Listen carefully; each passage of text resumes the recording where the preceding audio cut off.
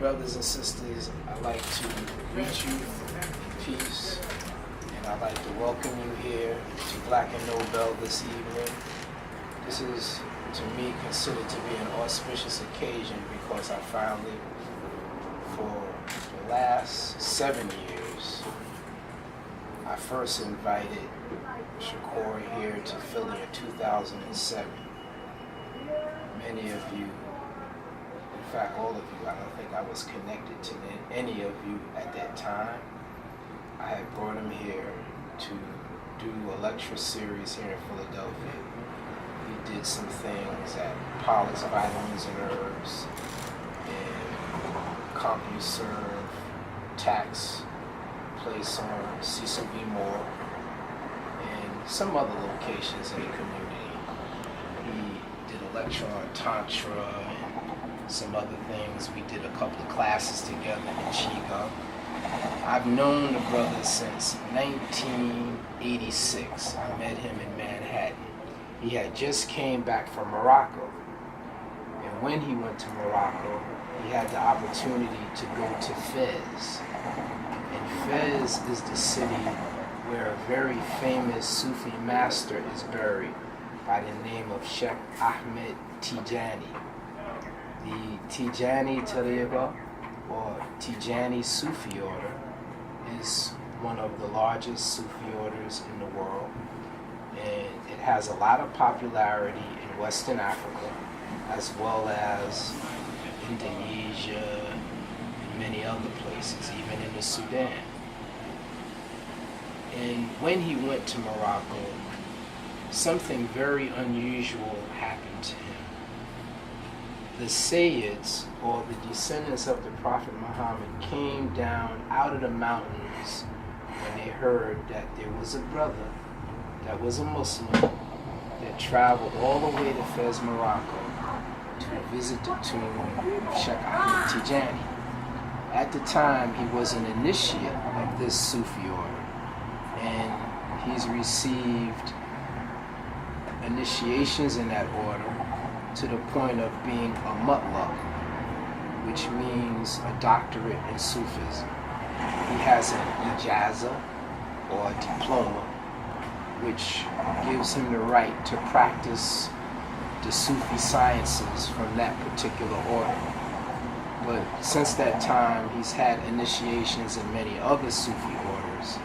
One of the Sufi orders that I was previously initiated in, the Tariqa al-Burhaniya ad-Dusuqiyya al-Shazuliyya al-Fakhriya ad-Dusuqiyya, is a Sufi order that he was also initiated in the 80s. Then further on down the line, some of the grandsons of Serene Saliu of the Moradiyya came to Detroit and gave him an initiation in the year of 1999. He received the hand of the Tariqa Moradiyya. But to go back to Morocco, when he was in Morocco, he had the opportunity to put his hand inside the tomb of Sheikh Ahmed Tijani and to actually touch the shroud of the saint, which is not something that they just allow anybody to do. Also, they allowed him to put his feet in the sandals of this auspicious saint as well. Those were some, kind of remarkable things that happened to him, as well as other things that I won't take the time out to explain. But in addition to that, in his spiritual path, he has received many initiations in many of the things that I myself have been initiated in. He's been initiated in also. And he's extensively studied the Tibetan Buddhist tradition, as well as having Kriya Yoga and Tantric and Vajrayana, Tantrayana, and even some bone studies as well in the Dzogchen tradition, in the Nyingma Pa, as well as the bone tradition, which both practice Dzogchen. presently he is studying the Kagyu tradition, which is the same tradition that Milarepa and Marpa and Talopa and those Mahasiddha masters were into previously. And there was a tour that took place in the United States in which they brought the relics of different Buddhas and Bodhisattvas. Those relics are what is left from the rainbow body or from the crematory rites of the ashes of these different Buddhas. We had the opportunity to place them over the crown of his head. And there were very few people that were aware of this tour that took place in the United States. It was almost like an underground tour. So today he's come all the way from Gainesville, Florida, to present some of the knowledge that he's been able to master throughout the years in the area of medical Qigong. He's recently graduated from the School of Traditional Chinese Medicine in Gainesville, Florida. And he's also going to talk about mindfulness in relationship to the Buddhist tradition, understanding the subtleties of the mind, and showing us a few meditative techniques that we can utilize to enhance the quality of our life and to help us to be more focused and more aware. So without further ado, I would like us to show the Philadelphia love, brotherly love, and the sisterly affection to our brother Shakur by giving him a black hand and an applause. In Buddhism, they call the word Dharma, teachings.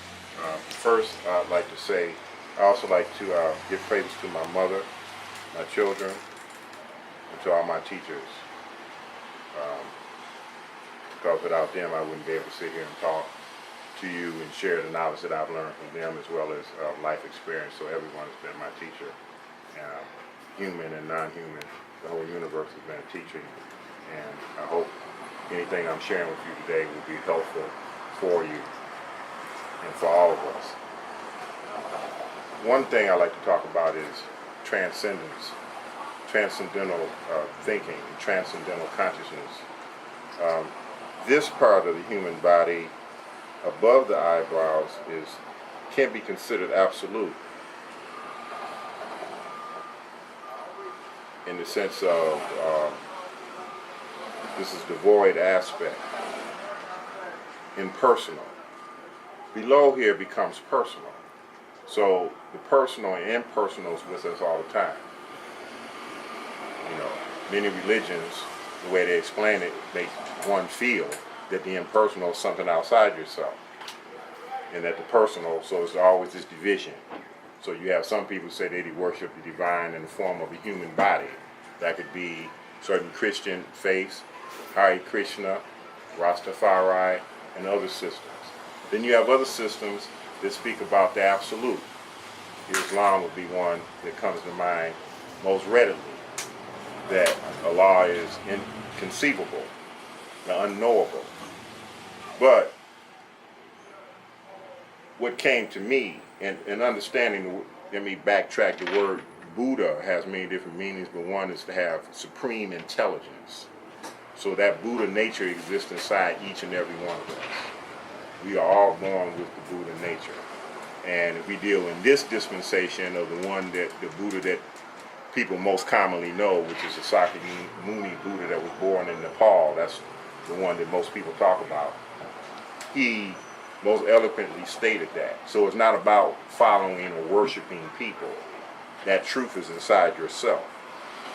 Of course, in the relative plane, because human beings have to organize and get work done, we have to have a hierarchy, so respect and following leadership is fine. But when we get to the point of worshiping human beings because somehow we feel they have something that we don't have, that sometimes can be a problem. Okay, a teacher or a facilitator facilitates knowledge to a person that doesn't have that information to help wake that information up in the person so that person can reach their highest and their greatest potential. One thing I found in most situations, most of them it was a game. I think one thing that shocked me when I was 8 years old, and I'm gonna get into what I'm talking about, but I'm just speaking from how I was coming up in me. I remember my uncle was a mortician, and I was the only child. I was playing with trucks around the house, and a group of ministers came to the house laughing about how they got up in the pulpit and would make up verses or say wrong verses just to watch the people jump up and say Jesus or fall out or whatever they do, and they thought it was a big joke. I was horrified. And back when I was coming up, children didn't speak to adults, but for some reason I asked this minister, I said, "You actually said wrong stuff to the people?" He'd had a few drinks. So you say, "Young man, we don't know whether God exists or not." He said, "I don't know whether God exists or not, but that's what people believe, so that's what I tell them." That really disturbed my mind, and actually there were a couple key points, but this is one that kind of shaped my thinking and direction. So when I come to speak to you about today, maybe the topic I might say Buddhism, I'm not speaking of Buddhism in the classic sense. So I'm not saying this particular sect or that particular sect or any of that. I'm talking about Buddhism as I understand it in its raw sense, that the truth exists inside of yourself. And whatever yourself tells you is the most important thing first before what anybody else say. That's real important because we always have to get someone else to qualify what we're saying to be correct, or if it's not in some book or some scholars or something didn't say it was true and somehow something's wrong about what we think and say. A lot of time this is a courageous type of thinking because most of us don't want to say things outside the box. We want to stay within the program thinking. But whatever thoughts you have, that thought is correct regardless how weird it might be or crazy, because it's your thought, you had it. Okay, now they might require more exploration through sitting with yourself and really going into that thought and taking time with yourself by being still. Stillness. One thing in the modern day society, well, all societies have done it, but definitely in the modern day society is so much distraction that goes on, we don't really have time to be still.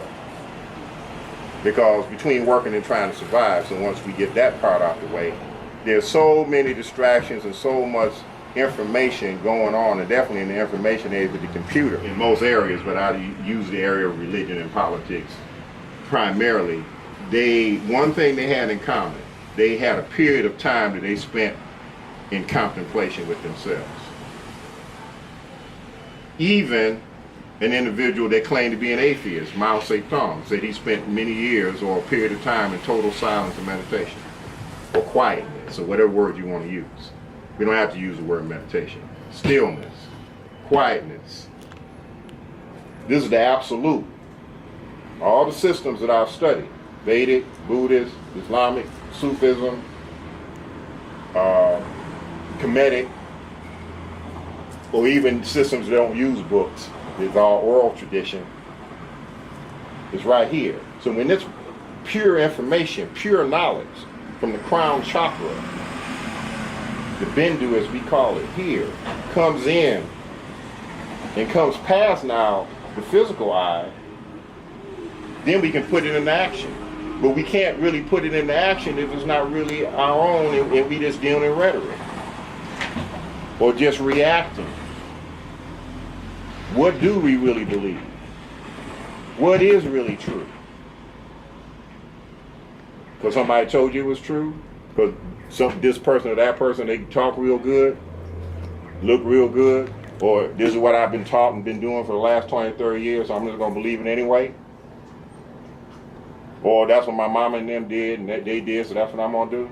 Is it really true, or is it not true? And then we look around ourselves and wonder why, maybe, our conditions are not changing. Whether it's personal conditions, or social conditions.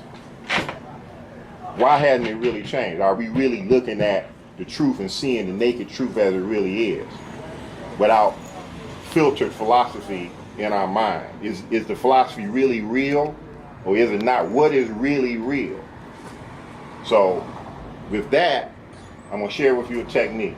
In Buddhism, we call it shamatha, and it's called mind clearing. So this is not meditation. This is pre-meditation, to clear the mind of the onslaught of thoughts that we constantly take in through the day from everywhere, and especially with all this electricity and vibrations going on with the cell phones and everything coming from these satellites. And I'm sure you all are familiar with, if you want to take it on the conspiracy levels and everything else, you have so much stuff coming into our consciousness and what's being fed in subliminally through the television and computers and everything else.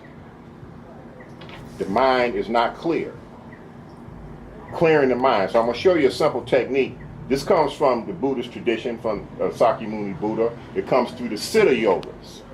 It goes all the way back to, from historical reference, back to the Dravidian civilization, which from another historical reference was an Afro-Asiatic civilization. Okay, so the Dravidian civilization connected on to, at least from most histories, with the Australia, East Africa, what we consider the Middle East today. All this was an Afro-Asiatic civilization. And most histories state that with shamatha, or mind clearing technique, or calm abiding. If you read the books, they say calm abiding, S-H-A-M-A-T-A, shamatha. Okay, so what you want to do is sit in the chair. We want to sit at the edge of the chair.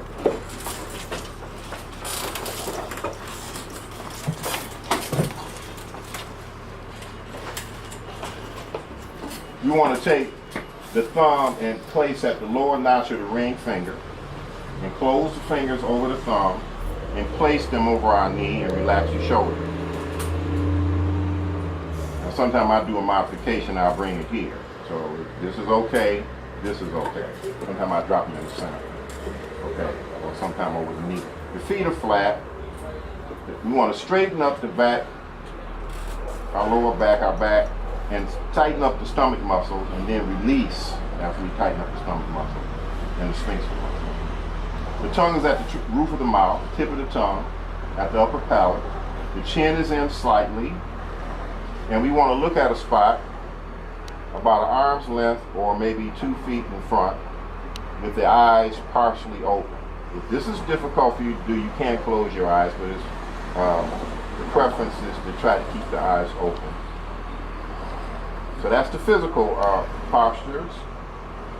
The mind might start running, many thoughts. If they become too or out of control, you want to put the attention on the breath.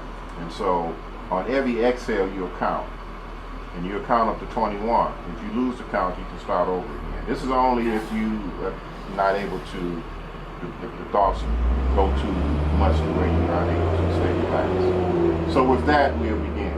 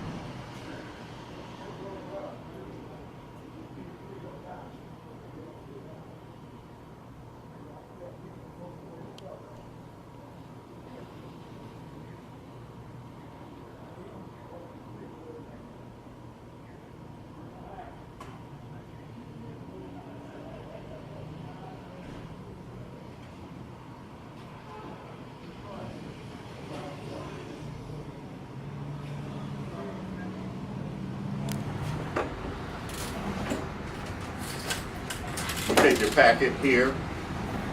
I'm just going to review a little bit before we start doing some Qigong.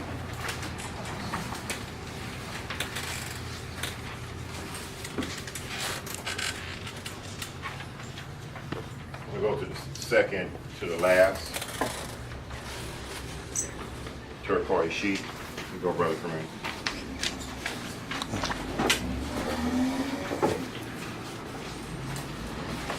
There's a lot of information there, but in Asian medicine, particularly Chinese medicine, they talk about the emotional states affecting the major organs in the body, where the meridian systems run through, and the Qi is the undercurrent, which is the universal energy that's in our body, and that can go by many, many different names, but we'll use Qi for our purpose here. And the mind is in the blood, the Qi moves the blood, the mind is in the blood, and the heart is the emperor, so it pumps the blood. Okay? If a person has a lot of excitement or engages in a lot of excitement, I mean, like going to clubs all the time, listening to loud music, screaming and hollering, making a lot of noise all the time, it affects the heart. Physical heart gets damaged by that. This loud noise and excitement, there's a lot of excitement. We experience this a lot in our community, a lot of excitement, a lot of noise, and what have you. If a person experiences a lot of grief, or extreme amount of grief, Thank you. the lungs are affected. The lungs help push the energy through the channels. It actually also helps the heart, but it feeds the kidneys. A person deals with a lot of fear, or has excessive lot of fear, the kidneys are affected. And worry affects the stomach and the spleen. So we have a lot of acid reflux, a lot of digestive issues. From a Chinese medical perspective, it's because of worrying too much and thinking too much, overthinking, too much thinking, too much worry. Okay? So this is why meditation and mind calming techniques and meditation is important to clear the mind, because that's going to help our digestive process, as well as naturally eating the correct foods, which I know everyone here is familiar with. Different types of correct eating and diet, so I'm not going to so much emphasize that, but what I want to deal with the undercurrent, which is focusing on keeping the mind relaxed and still, so that these organs can work optimally. And a lot of times we are eating the right foods, we're studying the right information, but we still have a lot of, we still have a lot of worry and thinking. So it's critical that we do the sitting, especially in the situation that we're in our communities. In order for us to be effective, and I use this word, effective warriors, the sitting is important. That's why in many of the warrior traditions, sitting was a prerequisite, especially in the one that comes to mind is the samurai tradition, when you notice that they sit and then they go into warfare. Okay, but it's not just physical warfare, because the warfare is the mind. So if the mind is not functioning correctly, and our body's not functioning correctly, then we can't do the things we need to do. And it's real important that we share this with our children, with everybody. Then we have the liver, which is one of them that I had you turn to. And that deals with unresolved anger. And truly, if anyone has unresolved anger, our people do. I mean, 'cause I'm not just talking about unresolved anger from something that happened yesterday. I'm talking about centuries of generation after generation of anger, along with all the immediate angers that we have. It goes into the liver. And when the liver gets what we call liver yang rising, the yang energy rises up, and this is where we have the hypertension, the heart attacks, and the strokes. Or the liver can flood over into the spleen and stomach because you're so angry, and it causes real serious disruption with the kidneys, with the stomach and the spleen. And that can burn the kidneys out, which is our battery. So the kidneys are ancestral. The kidney energy we get from our parents. And the really only way in which you can nourish those kidneys is through Qi-Gong, according to the Chinese medicine. If those kidneys, that primary energy, it's burnt out. It's very difficult through herbs or anything else to really get it where you can maintain it to a certain level.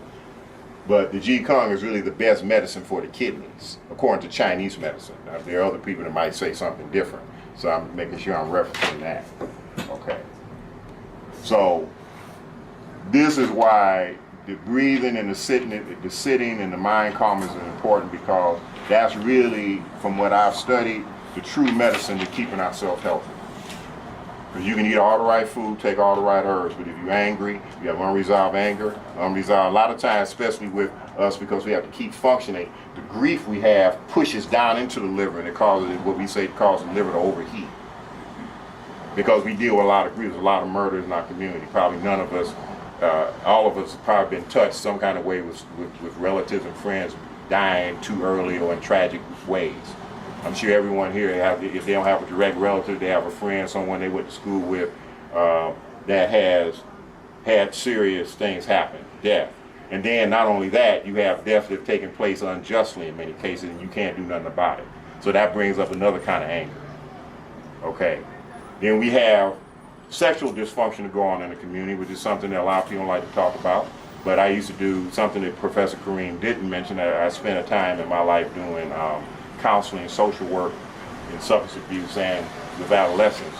That abuse, sexual abuse of young children, from my personal experience, over 90% of the children that I talked to, the root of their problem was sexual abuse.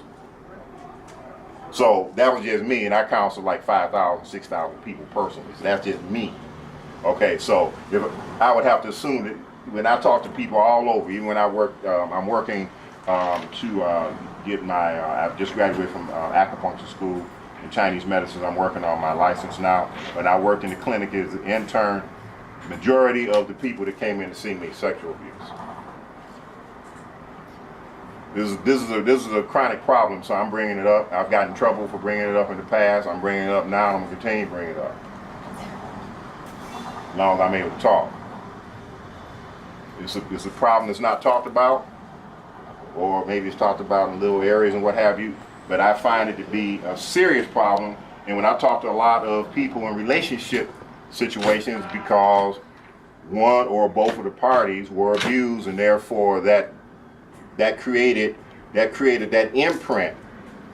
When that imprint is there, it becomes real difficult to wipe that imprint out. The first experience creates that imprint. One way of getting rid of the imprint is the sitting and the meditation. Sitting and meditation helps wipe away imprints. But being able to sit through different things that begin to come up, because sometimes you begin to sit and at first everything is calm and I feel real relaxed after I'm sitting, but as you do more and more sitting and doing more and more spiritual work, for those people that are doing zikrs, for those people that are doing mantras, for those people that are doing other types of spiritual work, different types of fasting and what have you,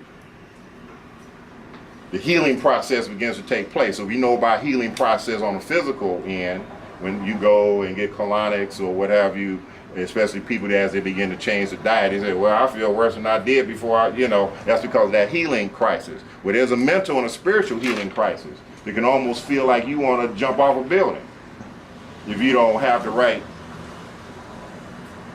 information or the right techniques to keep yourself grounded, especially when certain types of memories begin to come up. In my personal opinion, this is totally critical. I think it's one of the major problems and undercurrents that we have in our community, in all communities, but since I'm speaking to my community and this community, I think it's one of the major problems that we have. It's an undercurrent problem on why we can't unite as a group of people. City I call you, let me make this one statement, I'll call you. City I came from, I worked in a short time in domestic violence unit, over 45,000 cases of domestic violence reported in the black community in Detroit in 1 year. And that was maybe almost 8 or 9 years ago, maybe 10. Yes, ma'am. With a child that may have been abused, and maybe when they grow up, they are abused by adults. Yes. Okay. could those things cause decay in the person's body because of their depression continuously?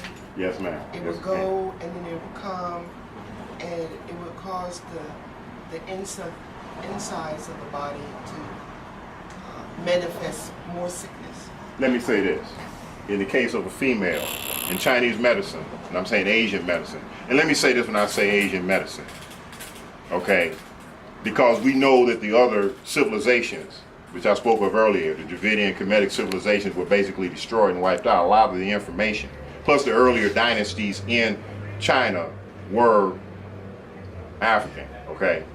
Most people know that. I just wanted to just make sure I qualify that. But, you know, so I just want to put a little history in there, so I'm going back. The heart and the uterus are connected. So in the case of a female, as soon as there's a violation there, it automatically affects the mind. Because the mind is in the blood. The mind is in the blood. That's why when you lose a certain amount of blood, the mind begins to act a certain way. Or you can pass out after a certain point if you lose so much blood. The mind is in the blood. So there's a direct connection between the uterus and the heart. So in the female body, if a woman is violated or a young girl is violated, her mind is automatically affected. In most places, becomes very, I'm not saying it can't be corrected, but it takes very, very intense spiritual work to totally correct it. Because there's always an element of distrust that exists.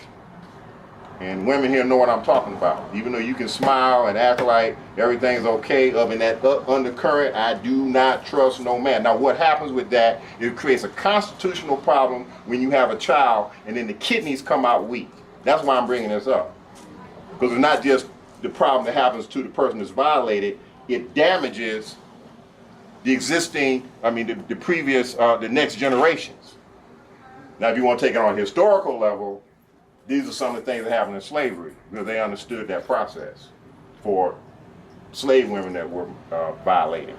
They would kill someone in front of a pregnant woman to create that particular situation. I'm sure a lot of people are aware of that. But all that affects what goes on in the child, and so it's a constitutional problem in the kidneys.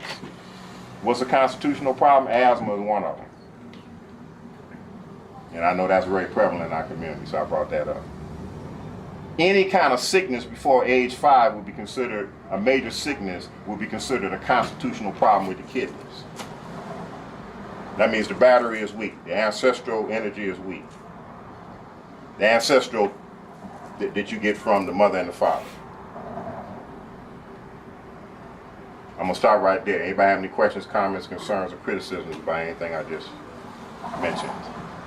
Say for instance, your emotions can cause, like in my case, I had blocked intestines. Yes. And they cut my intestines. Yes. So right now today, I still have a problem with the intestines. Yes. So could that have come through also emotional stress? If that existed in your life, definitely. Definitely, because naturally, just take for example, if a young child is molested, these are stories people have told me. The child's constantly worrying every day, just say the stepfather did it. Hypothetical story. So the child's worried every day, is he gonna come in my room? Is he gonna come in my room? Is he gonna do that? Spleen, stomach already messed up. So you got fear, you got worry, and then you can't do nothing about it. And so now at a certain point you dream like, I just wish I could kill that person, but you can't because you're totally helpless. So now you got the anger. So now you got what we call the lower jaw. You got the spleen, stomach, gallbladder and liver, and kidney and bladder automatically jammed up. Automatically, boom, right there. Okay? Now in Chinese medicine or acupuncture can open up, there are a lot of points that open up a lot of emotional blocks with the needles, depending if you go to someone that actually knows what they're doing in relationship to that. Because not just putting in needles, each one of those energy points are opening up spiritual and psychological points also. Okay, that's just one methodology. Deep tissue massage can do it if a person knows exactly what they're doing of various types. And there are other things also, so I'm not saying that that's the only thing. Okay, but this takes conscious work and a conscious effort to resolve this. And I'm bringing this up because to me, I don't hear this talked about a lot. I hear a lot of people talking about a lot of things. I don't hear this talked about, so that's why I'm talking about it, because this is what my life has shown me. To me, this has to be handled. Then, not saying that's not important, but this is a chronic problem. Yes, ma'am. How you doing? How you doing? Fine, sister. I'm glad to see you. Good to see you. I'm going to agree with you 5,000%. Because when I teach my belly dance classes, Yeah. well, of course, that's the very area. And I teach men and women, but mostly women. And people's movements are even inhibited based on whatever type of abuse they may have experienced. So they don't even move freely. And when people don't move freely, then they have blockages because their movements protect certain areas, and people even develop arthritis and all kinds of physical,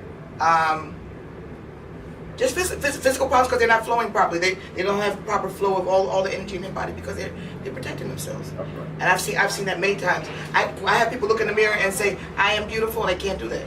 Yeah.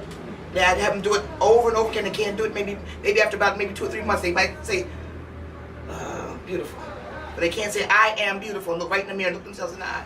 Goddess didn't make no mistake when she made me. People can't say that. Yeah. You're right. And that's the problem. Because how can we take our place on the stage if we don't know that we're gods? That's right. So there we go. Now, in the case of the male body, too much loss of semen. Too much loss of semen. I know that you've heard this other places. So you cannot lose semen. Now the way and why, because that's the primal energy in the body. Semen is, different books say different things and different traditions say different things. 100 times more potent in blood, 1,000 times more potent in blood, but it's very, very important. It's potent. It's life force. And when we lose all that semen, we drain and destroy not only the physical body, but the psychic wall collapse. That's why most of males have a problem on the spiritual end. It's not spiritual knowledge. The psychic walls collapse because there's no semen. Then most systems teach be celibate because they don't want to teach the real system of being able to rechannel the energy and still being able to have sex at the same time. Because that technique has really been lost. So you have a lot of people talking about don't do nothing at all. Most of these systems will talk about that. All right, how you get around that is by practicing yoga, practicing Tai Chi, and practicing Qigong. You have to do it. If you really want to be able to get energy. It's not just holding semen, you gotta allow it to circulate, because if you just hold it, it will become blocked. So you can't do, and that can cause physical damage. So that's not what I'm talking about. By circulating the energy in the male body, it opens up the heart, which in Buddhism we call bodhicitta, the compassion. So therefore men develop more compassion towards the female. Okay, uterus goes directly to the heart, but the man's penis goes to the brain and bypasses his heart. So that's why men have to do a lot of spiritual practices. That's why the original religion was matriarchal, the mother, because the mother already had the knowledge. And I know most people already know that these teachings are already being taught. I just want to re-emphasize it from a medical point of view. Women don't need teachings. They only follow teachings because they following men and helping us. That's the actual truth. One of my teachers first told me that, I was mad at him for a year and wouldn't talk to him. Because I had to prove that wasn't right. Man, that can't be right. He told me that I tried to find every book I could to prove him wrong. Barry Roberts, what I'm talking about. Tantric teacher of mine. He made me so angry years ago. But it's true. Everything comes from the mother. Everything comes from the mother. So therefore, we develop the bodhicitta, most men, by circulating the spiritual energy, it opens the heart up. You can do all spiritual practice. If you're losing energy, you don't have bodhicitta. You won't get bodhicitta. Very difficult. So that's why you have people practicing religion and beating women. That's why you have people practicing religion and molesting kids. That's why you have people practicing religion, practicing black magic, and all that other kind of stuff, because their heart is not opened up because they can't rechannel the energy. They can talk a whole lot of stuff. They can memorize all kinds of prayers. They can talk all kinds of philosophy and sound unimpressive, but they cannot circulate the energy. You ever thought of it like that? Mary Muhammad equal. If I saw Joe and you saw Joe, then what makes you any different than me? We both saw the same thing. You both saw the same thing. So Muhammad and Mary, that's why the Quran has Muhammad, a chapter on Muhammad, a chapter on Mary. It don't have one on Fatima and one on Jesus. They talk about Jesus, but there's no chapter on Jesus. All right? So Mary had Jesus. Muhammad had the Quran. So in Islam, they say Rooh Qudus, the word of Allah, and the Bible says the word became flesh and dwelt among us. That's Jesus. And Muhammad had the book, which is the word. Because a man can't have a child, at least from what I know. So that was his child, the Quran. That's Islam to me in a nutshell right there.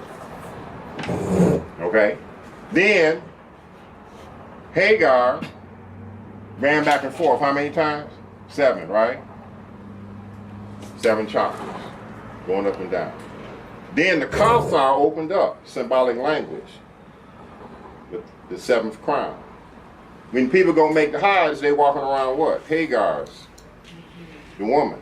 So Islam, if you do the study, goes back to the old Shaivite worship, going back to old mother worship of the stone, the black stone, which is shaped like the womb.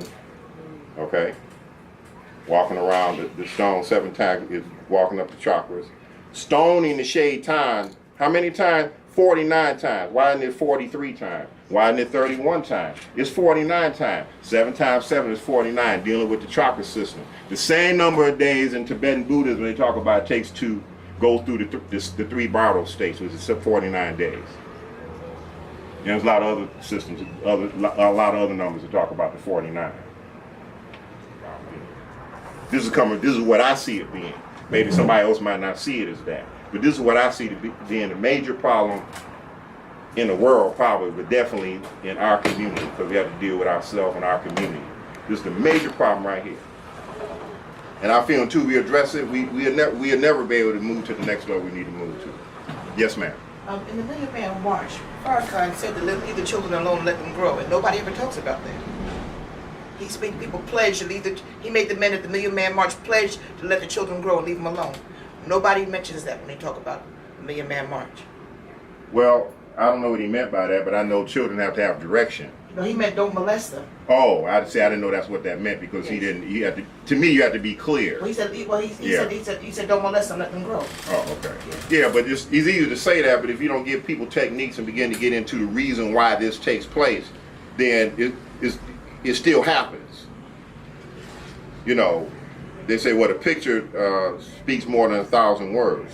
So when you have images that are constantly being projected in people's minds, and when you have this anger, I mean, there are all kinds of psychological reasons on why this takes place, and we can go from one thing to the next, but it requires meditation and purification.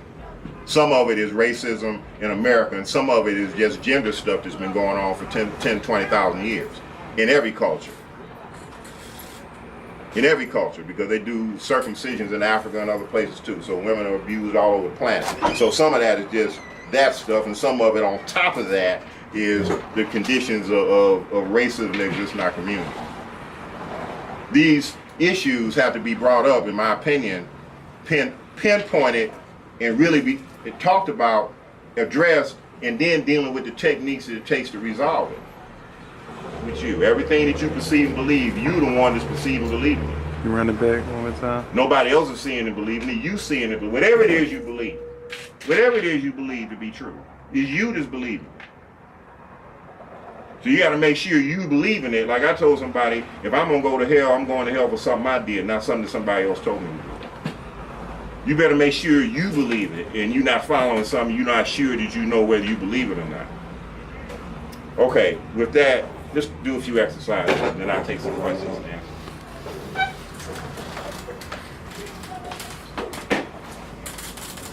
Okay, so we'll stand up for a minute.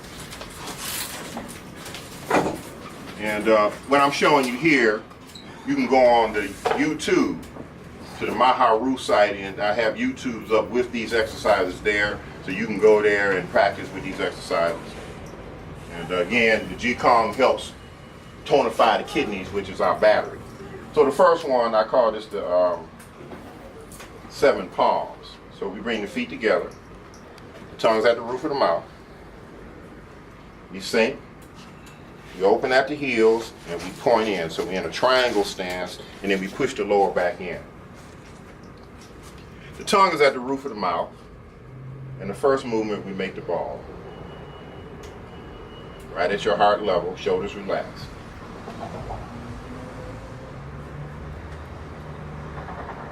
The second movement, the palms come and we bring in energy from the heavens, palms facing up, fingers open.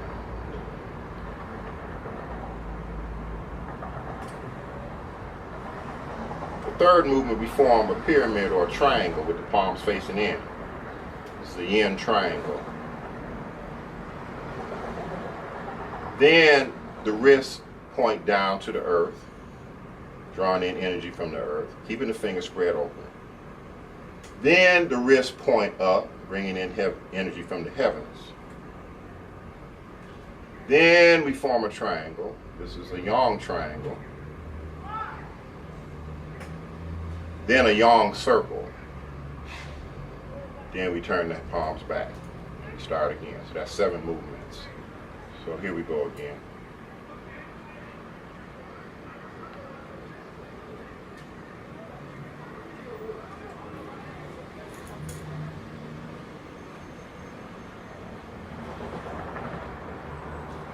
Palms come out. Bring the right foot into the left. Hands touching. Looking straight ahead. Then bring the hands down in front of the heart with the elbows pointed out, not touching the body. And then down. That's the 7 palm. Now we're going to do 5.7 palm. Bringing, and I'll stand this way, bringing the right leg behind the left knee. Make sure the waist is, the stomach, you lined up with the front knee. Let the arms hang, fingers are open. And the palms come up. Rotate the wrists and the palms face out. Connecting at the elbows and stretching. Connecting at the palms and stretching. And coming back up. Then we do the other side. The left is behind the right. Arms hanging. Palms up. Slight bend in the elbows. Rotate the palms around. Connecting at the elbows. Connecting at the palms. Back. That's the 5 point. Then the 7 point, similar to 5 point. Right behind the left. Relaxing the shoulders, tongue at the roof of the mouth. Palms coming up. Rotate. Bring the right arm over the left, so it looks like this, like you're tying a knot. You're looking up, stretching, upper lymph nodes. Then open. Then the left above the right. Stretching and stretching. Then back. Then the last one. Left behind the right. Palms up. Rotate around. Left over right, looking up. And open. Right over left. Stretching and stretching. And back. We connect at the thumbs and stretch back for the liver. Stretch all the way back. Let the neck hang. And back up. And inhale, bring the shoulders up.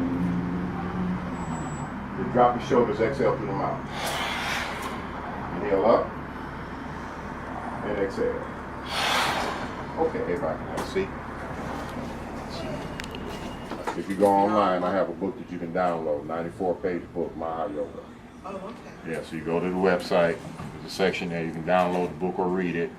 And I have, I think, about 15 yoga YouTubes up. What's the website for the camera? Maharoo.com.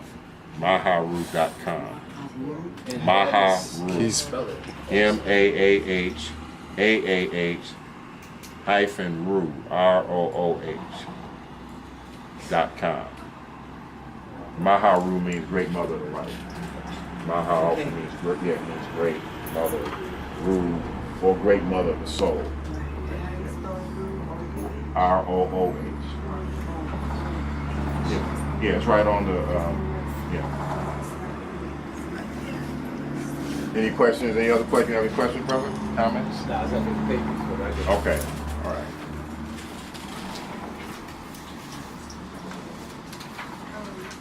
Do you encounter problems when you say, like what you said about women being teachers and mothers and nurturers, and help others, and help the men along? Did other men get upset with you like you did when you first found out? I don't know because I've never gotten any feedback. Really? So I don't know if anybody gets upset or not. You know, but then I haven't had the opportunity to say it a lot. You know, sometimes I've told myself after I graduated from school, I'm just going to say what I have to say, regardless of whether people like it or not. But you know, but I'm coming from what I've actually seen, and going to the medical school is actually reinforce certain things from a physiological point of view. So I gained so much information there that it just confirmed what I knew from like doing counseling, from spiritual stuff, and just from living life. So when we put it all together, I'm seeing how it damages, like I was speaking about the constitutional situation, because my thesis paper was on menstruation in Chinese medicine, and so I learned a lot on that. But we also have something talking about that constitutional energy is very, very important. And why is it that people are born with the constitutional deficiency? And some of this is psychological deficiencies too. And this is a major situation.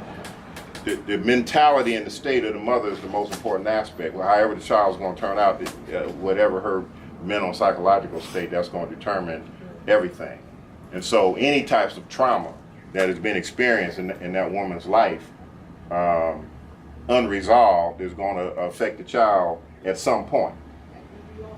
All right, so trauma can take place. Now, this is in some of the Tibetan systems where at conception, life in the womb, traveling down the birth canal, and at the actual point of delivery, if there's any kind of trauma at that point, or any kind of thought process that's going through the woman's mind in any of those states, that can affect the person later on. It might not manifest to their adult.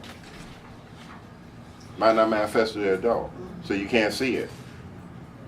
The ancients understood all these types of things, and I mean, from my studying of what the people that live more organically and live according to nature, in all systems they understood that, and they understood about even in relationships with the astrological readings, or in some systems they would take the hair of a man or a woman, or it had different kinds of ways that they could tell whether that man and woman were, as my mom and them say, equally yoked to mentally, spiritually, and physically to be together.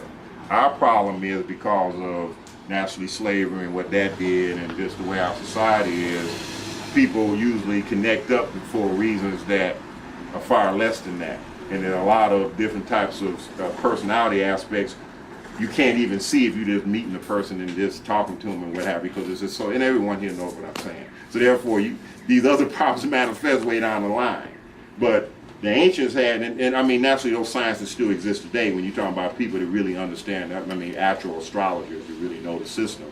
They can take the information, that's just one way. But there are other ways, and they can actually look. And then one is just the old-fashioned method.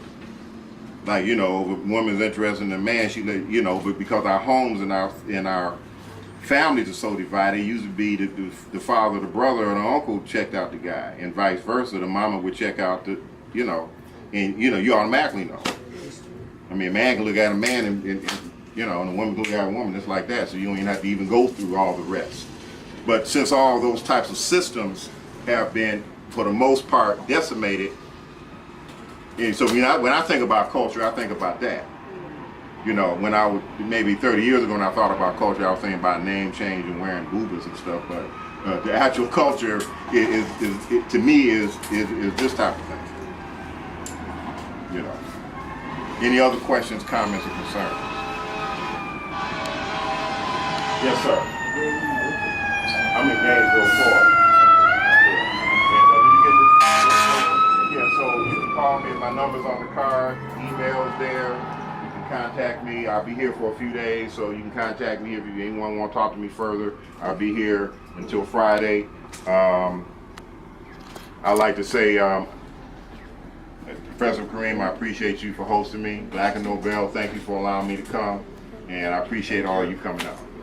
Yes, sir.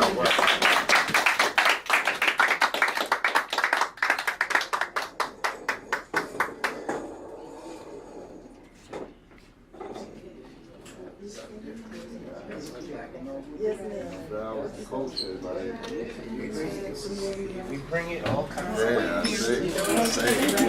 feeling nice and loose, you know. Yeah, I'm saying. I hear you. And you got a chance to participate, bro. That's right. You know what it is. I don't be seeing that. You know what I'm saying? Maha Yoga, an urban approach to yoga, and we definitely enjoyed the presentation tonight. I appreciate Professor Kareem bringing the brother out from Gainesville, Florida, travel here to tell us about the energy and how to store it and keep it and hold on to it. I'm glad that he touched on the Kundalini and holding on to your life force, because we all have issues with that as men, especially from all of the distractions that we go through. But we gotta hold on to it. You know, that's where your strength comes from. You know how they say they got that cock strong comes from holding on to your life force. So, you know, definitely take heed to what we had tonight. Appreciate everybody that's tuning in. We're keeping the culture alive. Thank you, brother. Appreciate it. No problem. Yes. Yeah, and Sister Marina and me, we're going to do a double header. Or she going to do the Kemetic yoga. Tonight? No, not tonight. Okay. I'm ready for more. This was nice.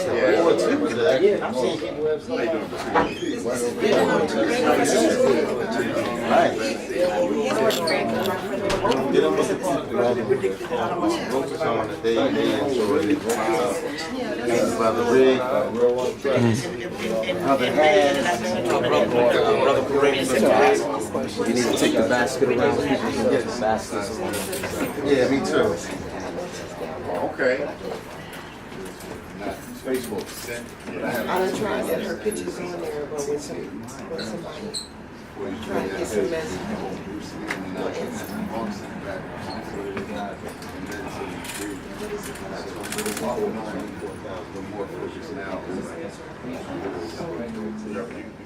You know you brought your card. If that's too much, then 1 minute. Nah, I probably do 5 minutes. I'm saying do it daily. You have to do it daily. Okay. Yeah. And so this is the top posture. That's why in Japan they sit like that, because they're a military society. So I read all. Yeah. So right there. Yeah. Then you just increase. Your body will tell you. Yeah. You check out your. And then like if your legs get numb, then just do this. While you down. You know, like when you get up, sometimes your legs might go to sleep. Yeah, and just bounce like this. And that puts the blood off. Yeah. Appreciate it. When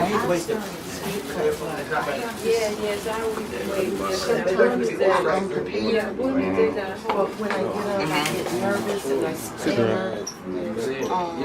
Just from that breathing. With that breathing. Yeah. I'm gonna talk to you more about that too. That's coming from the heart. That's the heart. That's in your heart. Yes. Mind. Heart. Yeah. Oh, okay. Yeah. The stammering comes from the heart. Yeah. It's direct connection to the tongue and the heart. Yes. Yeah. So that's why you take certain herbs and just put it on your tongue. It can heal the body almost instantly before it gets to the tongue. It goes right to the heart and affects the mind. Certain herbs, you know, you might not like the taste, but you put them right on your tongue. Yeah. Peace, brother. Yeah. You like bitters? I can shoulder. I can take it out. Oh, you see, you like bitters? I'm here right now, brother. I know, yeah. Feel that? Yeah. I had a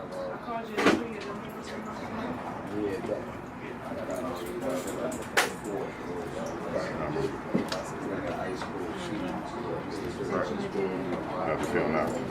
I mean, it feels good. It's not hurting. It's just that, it's cracking. And like it will, right? I mean, not it will, but it's Just your side? yeah. That's like, so could be some energy blocking. What'd you sit here for?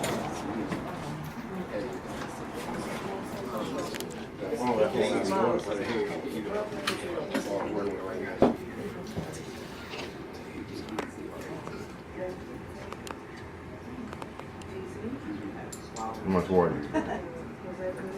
No. I have my moments to where I do great, and I got my moments to where I do horrible. Fluid deficient. Not enough fluid. So that's one problem right there. See that like that? That was supposed to be like that. It's supposed to. I shouldn't even be able to pull all this stuff like that. I mean, you don't have enough fluid in the body. More water on a daily basis. Okay. Especially due to the fact that the type of work that you do. Excuse me. What type of work do you do? Oh yeah, yeah. Fluid deficient. Yeah. Songs and stuff. See it done.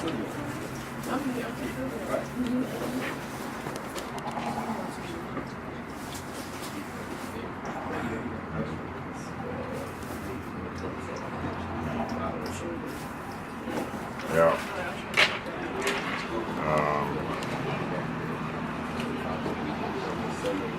You have heat in the stomach, and you have stagnation in your lungs. You smoke,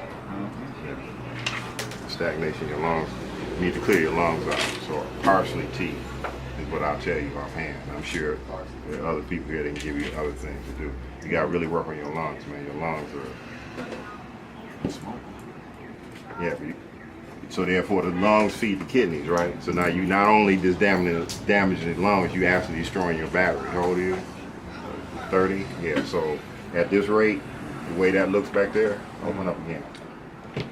That's stagnation, it's blue. It's stagnated. Right behind here is the lungs. So at 30, if you don't do something about that, I mean, I don't want to predict anything, but at 35, man, you might be, try parsley tea. Okay. So the parsley tea gets rid of the effects of smoking.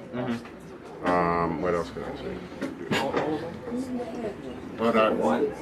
Yeah, that'll help.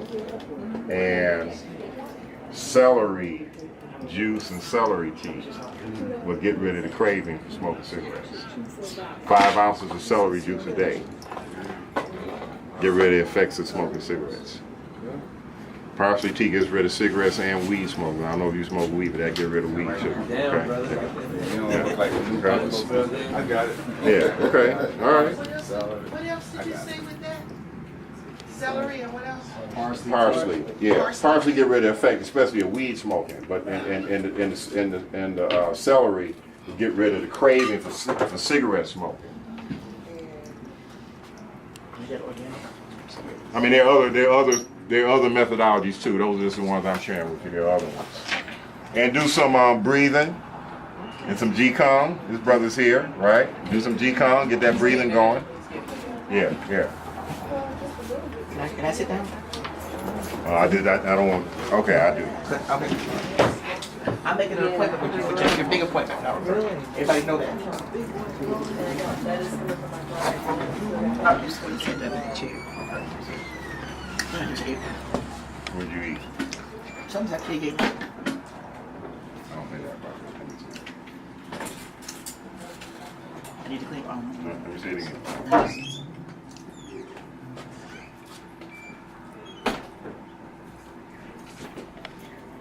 No, don't move. You want me to tell you?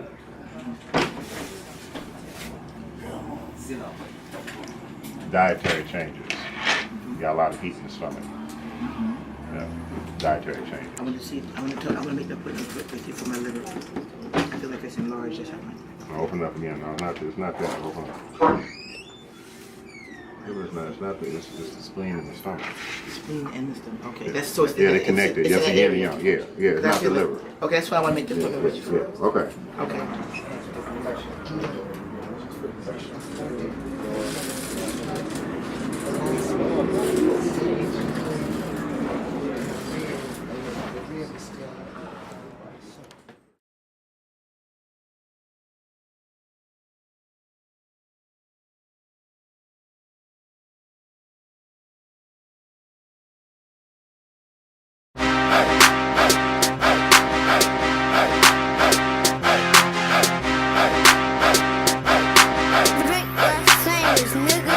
right off the Barnary sub-stop, Philadelphia, PA.